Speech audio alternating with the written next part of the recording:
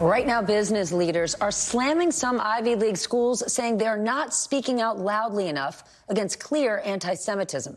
Apollo Global Management CEO Mark Rowan wants some leaders at the University of Pennsylvania to hit the bricks, pointing to a Palestinian literary festival that the school held last month. Rowan wrote that the festival featured, quote, well-known anti-Semites and fomenters of hate and racism. In a statement last month, the school said they unequivocally and emphatically condemn anti-Semitism, but that it fiercely supports the free exchange of ideas. Back with me tonight, former Florida Congressman Ted Deutch. He is now the CEO of the American Jewish Committee. Ted, what do you think of this? Well, I think that the universities across the country need to do a better job of tackling anti-Semitism, and there'll be time to revisit that specific issue. But, Stephanie, right at this moment, there are events taking place on college campuses of students standing in support of Hamas terrorists. The guide that was produced for the student groups behind this spoke openly about a war for liberation. They're standing on the side of terrorists who slaughtered over 1,200 Israelis, injured more than 3,000, and included in those numbers are Americans. There are 27 U.S. citizens who were killed. There are 14 more, at least, who are being held hostage. That has an impact on the Jewish community. And when students run around campus screaming Hamas, Hamas, Hamas, as was the case just earlier today, that causes students, that puts students at risk. It leads to the kinds of assaults like the one we saw at Columbia already this week. That's why we're taking anti-Semitism so seriously. Why do you think this is happening? Why are there so many young people conflating this or for some insane reason supporting a known terror group? Well, obviously, there's no good answer for that. I can't tell you. I will tell you, though, that as long as it's happening on college campuses, it doesn't help when there are guests invited onto network newscasts. I know not yours, but cable newscasts.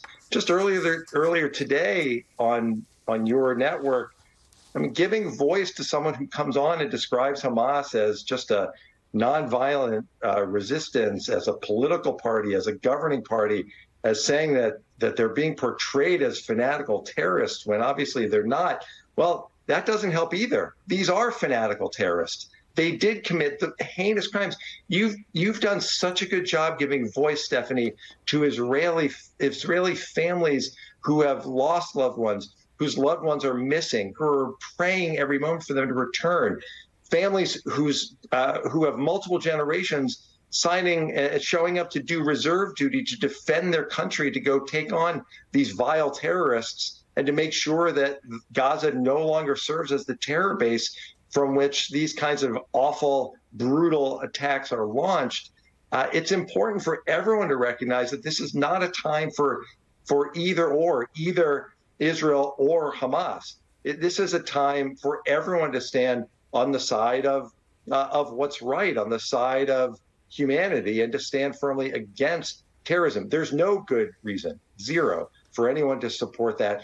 And in fact, what's really frustrating is that Hamas, the suggestion is that this is somehow about peace.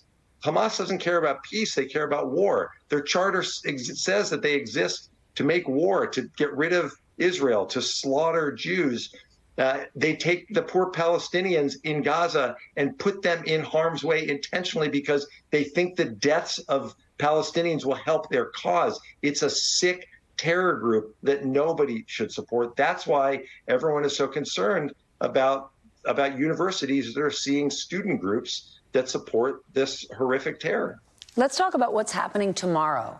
A former Hamas leader called for a day of anger. How worried are you about that? Well, of course we're worried. The fact that today on over 20 college campuses around the country, we saw, as I said, these kinds of protests in support of Hamas, in support of terrorists. and they did so using all of the language that terrorists use, all of the Hamas language that's being used as Hamas leaders talk about tomorrow and what they're calling for.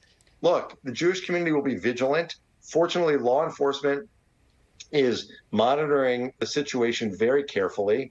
The government is committed, law enforcement is committed, decent people around the country, which is the overwhelming majority of us, are committed to making sure that there is safety in this country and safety for the Jewish community and safety overall. Because remember, Hamas doesn't, when they talk about the kinds of actions they're taking, it puts the community, not just the Jewish community, but the broader community at risk. So we're all working together. We're making sure that we're taking this seriously. We're making sure that the community is going to stay safe. But it's awful that in 2023, the combination of groups who are supporting terrorists in America and terrorists from outside America making threats leads to some synagogues across the country considering whether or not they can open for weekly Shabbat services. That's an awful, awful statement. That's why we all need to continue to come together, support one another, and support from the broader community for the Jewish community has never been more important than it is at this moment. And reminder, as you head into the weekend, if someone says to you, this is about failed Israeli policies, you could talk about failed Israeli policies in a week, in 2 weeks, in 3 weeks. Hamas has had in their charter for decades that it is a goal to eradicate Jews. Please remember 35 years. Ted, 35 years in writing. That's why they exist. How can anybody support that? Ted, thank you for being here. I appreciate it. When we come